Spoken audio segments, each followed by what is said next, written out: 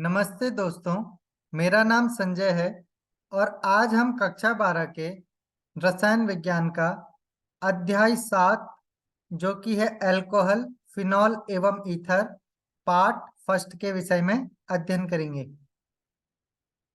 इस वीडियो में हम जो टॉपिक पढ़ने वाले हैं वो इस प्रकार हैं: अल्कोहल, फिनॉल एवं ईथर का सामान्य परिचय एवं अल्कोहल, फिनॉल एवं ईथर का वर्गीकरण। तो सबसे पहले हम समझते हैं अल्कोहल, फिनॉल एवं ईथर का सामान्य परिचय। किसी हाइड्रोकार्बन के एक या उससे अधिक हाइड्रोजन परमाणुओं के दूसरे परमाणु या परमाणुओं के समूह द्वारा प्रतिस्थापन से पूर्णतः नए यौगिक का निर्माण होता है, जिनके गुणधर्म और अनुप्रयोग बिल्कुल भिन्न होते हैं। यानी कि अगर किसी हाइड्रोकार्बन के एक या उससे अधिक हाइड्रोजन परमाणु का दूसरे परमाणु या दूसरे परमाणु के समूह द्वारा प्रतिस्थापन किया जाता है तो नया यौगिक प्राप्त होता है, जिसके गुणधर्म और अनुप्रयोग भिन्न होते हैं। जब एलिफैटिक और एरोमेटिक हाइड्रोकार्बन का कोई हाइड्रोजन परमाणु हाइड्रोक्सिल समूह द्वारा प्रतिस्थापित होता है तो क्रमशः अल्कोहल तथा फिनॉल बनते हैं। इन वर्गों के यौगिकों के उद्योगों और हमारे दैनिक जीवन में अनेक उपयोग हैं। यानी कि अगर हम एलिफैटिक यौगिकों के हाइड्रोजन परमाणु का प्रतिस्थापन हाइड्रोक्सिल समूह द्वारा करते हैं तो अल्कोहल का निर्माण होता है, और यदि हम एरोमेटिक हाइड्रोकार्बन के हाइड्रोजन परमाणु का प्रतिस्थापन OH समूह द्वारा करते हैं तो यहाँ पर फिनॉल का निर्माण होता है। अल्कोहल में एक अथवा अधिक हाइड्रोक्सिल यानी कि OH समूह एलिफैटिक तंत्र के कार्बन परमाणु से सीधे जुड़े होते हैं, जबकि फिनॉल में हाइड्रोक्सिल समूह एरोमेटिक तंत्र के कार्बन परमाणु से सीधे जुड़े होते हैं। एल्कोक्सी अथवा एरिलॉक्सी यानी कि R-O या ARO समूह द्वारा हाइड्रोजन के प्रतिस्थापन से यौगिक का एक दूसरा वर्ग प्राप्त होता है, जिन्हें ईथर कहते हैं। ईथर वह यौगिक है जो किसी अल्कोहल अथवा फिनॉल के हाइड्रोक्सिल समूह की हाइड्रोजन के किसी एल्किल या एरिल समूह द्वारा विस्थापन से बनती है। यानी कि अगर किसी अल्कोहल या फिनॉल के हाइड्रोक्सिल समूह के हाइड्रोजन का किसी एल्किल या एरिल समूह से विस्थापन करते हैं तो ईथर का निर्माण होता है। अल्कोहल एवं फिनॉल का वर्गीकरण। तो सबसे पहले हम समझ लेते हैं अल्कोहल का वर्गीकरण। अल्कोहलों और फिनॉलों को उनके यौगिकों में उपस्थित 1, 2, 3 अथवा अधिक हाइड्रोक्सिल समूह की संख्या के अनुसार क्रमशः मोनो, डाई, ट्राई अथवा पॉलीहाइड्रिक यौगिकों में वर्गीकृत किया जा सकता है।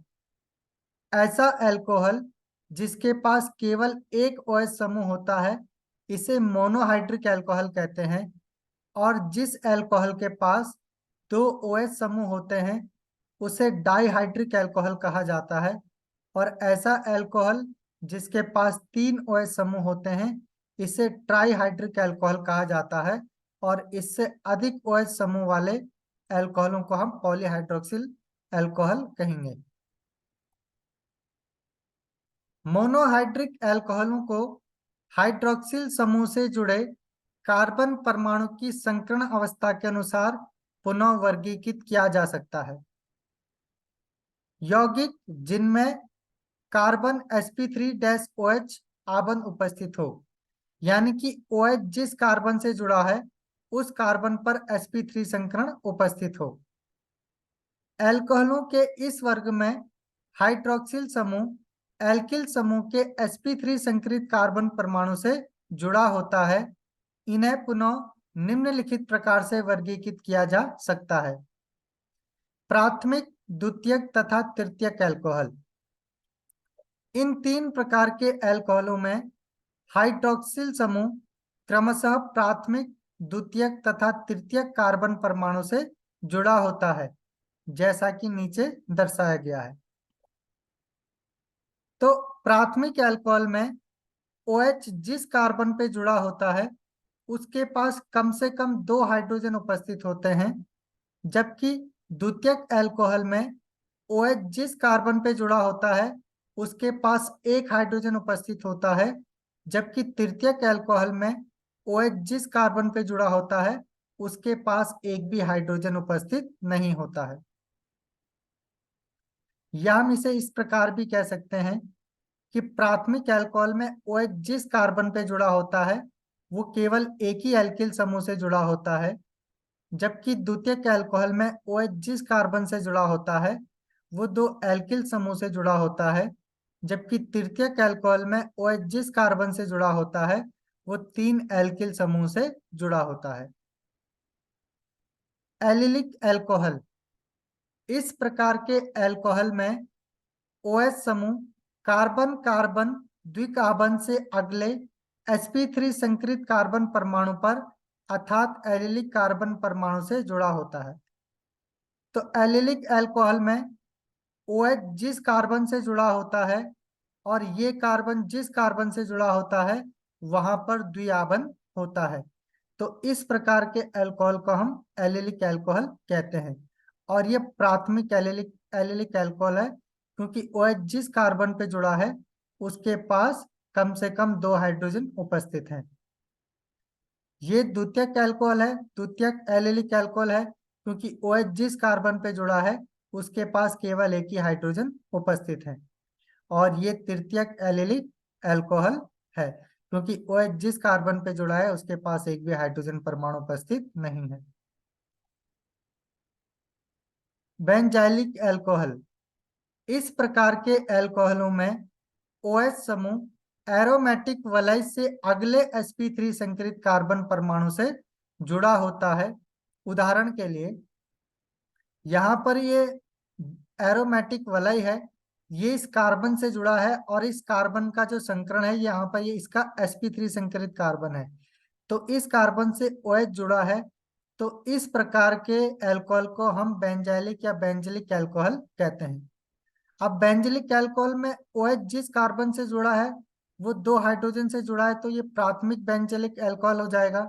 जबकि यहाँ पर OH जिस कार्बन से जुड़ा है उसके पास एक ही हाइड्रोजन है, तो ये द्वितीयक बेंजिलिक अल्कोहल हो जाएगा।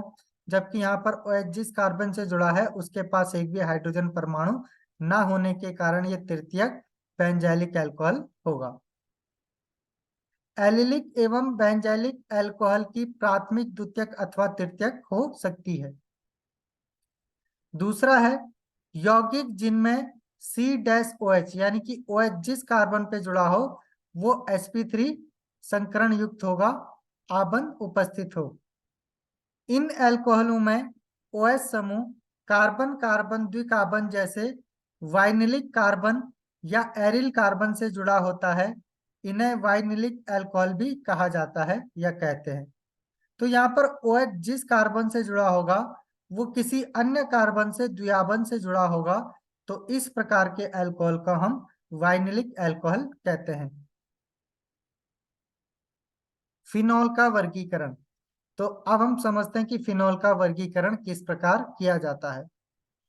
फिनॉलों को भी हाइड्रोक्सिल समूह की संख्या के अनुसार मोनो, डाई एवं ट्राई हाइड्रिक फिनॉलों में वर्गीकृत किया जाता है। तो ऐसा फिनॉल जिसके पास केवल एक OH समूह उपस्थित होता है उसे मोनोहाइड्रिक कहते हैं। इसके पास भी एक ही OH है इसलिए ये भी मोनोहाइड्रिक हो जाएगा।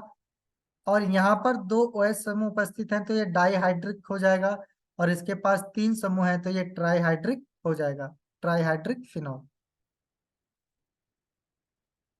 ईथरों का वर्गीकरण, ईथरों में यदि ऑक्सीजन परमाणु से जुड़े दोनों एल्किल अथवा एरिल समूह एक समान हो तो उन्हें सरल अथवा सममित ईथर, और यदि दोनों समूह भिन्न भिन्न हो तो इन्हें मिश्रित अथवा असममित ईथर में वर्गीकृत करते हैं। यानी कि ऐसा ईथर जिसमें ऑक्सीजन के दोनों तरफ समान संख्या में कार्बन उपस्थित होते हैं, तो इस प्रकार का जो ईथर होगा वो सममित ईथर होगा। उदाहरण के लिए C2H5O, तो ऑक्सीजन के दोनों तरफ समान संख्या में यानी कि दो दो कार्बन उपस्थित हैं, इसी कारण ये सममित ईथर है। जबकि ऑक्सीजन परमाणु के अगर दोनों तरफ कार्बन जो है वो भिन्न संख्या में उपस्थित हो, तो इस प्रकार का ईथर असममित ईथर कहलाता है। उदाहरण के लिए C2H5OCH3, तो ऑक्सीजन के लेफ्ट में दो कार्बन है और राइट में केवल एक ही कार्बन है। और दूसरा उदाहरण है C2H5OC6H5, तो ऑक्सीजन के राइट हैंड साइड में 6 कार्बन है और लेफ्ट हैंड साइड में केवल दो ही कार्बन है, तो इस कारण ये असममित ईथर के उदाहरण है। तो आज के लिए इस वीडियो में इतना ही। नेक्स्ट वीडियो में हम पढ़ेंगे अल्कोहल एवं फिनॉल एवं ईथर की नाम पद्धति। तो मिलते हैं नेक्स्ट वीडियो में।